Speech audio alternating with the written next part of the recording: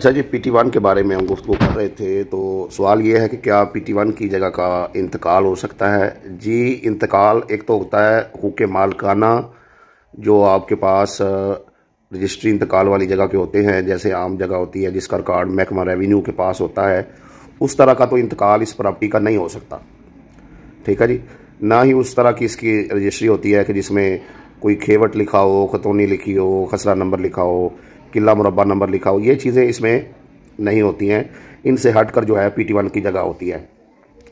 और अगर आप इससे ये मुराद लें कि इंतकाल बमैनी कब्ज़ा, यानी कि एक बंदे से दूसरे बंदे को कब्ज़ा ट्रांसफ़र जो है वो हो सकता है, क्योंकि मालकाना आप ट्रांसफ़र नहीं कर सकते, चूँकि वो जो जगह है उसके आप खुद ही मालिक नहीं हैं।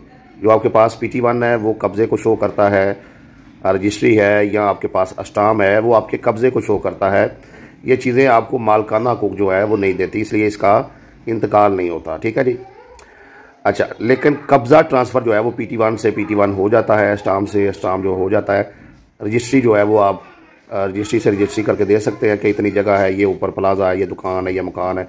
ये चीज़ें आप कर सकते हैं, लेकिन वो महकमा रेवेन्यू वाला सारा सीन इसमें नहीं है।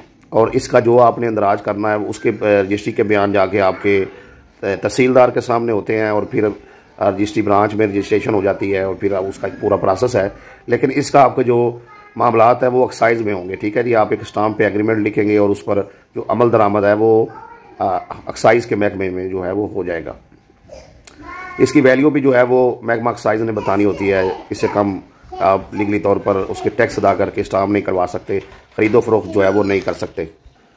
अच्छा, जगह जो है वो स्टाम्प वाली भी हो तो उसने भी ज़ाहिर बात है वालिद की वफ़ात के बाद बच्चों में ट्रांसफ़र होना होता है, तो जिस तरीके से शामलाट जगह को जो है वो तकसीम किया जाता है, वैसे ही इसको भी जो है आप तकसीम तो कर सकते हैं, ठीक है ना जी।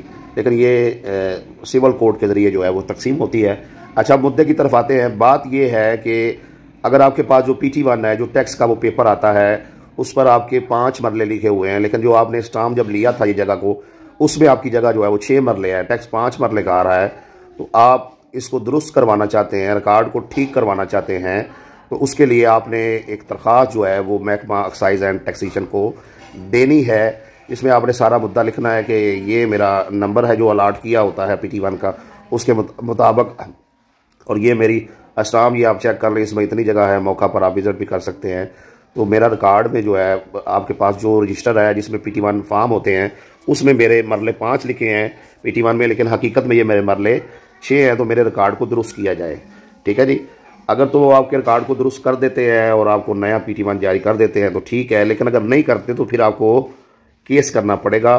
दावा इस्तक़रार हक़ जब आप करेंगे तो उसमें जल्दी जो है आपका रिकॉर्ड देखने के बाद, चीज़ें चेक करने के बाद अदालत जो है वो नोटिस करेगी, एक्साइज को उनका जवाब आएगा, चीज़ें चेक करने के बाद डिग्री कर देगी, और आपका जो रिकॉर्ड है वो इंशाअल्लाह ताला दुरुस्त हो जाएगा। इस तरीके से भी आप रिकॉर्ड को दुरुस्त कर सकते हैं।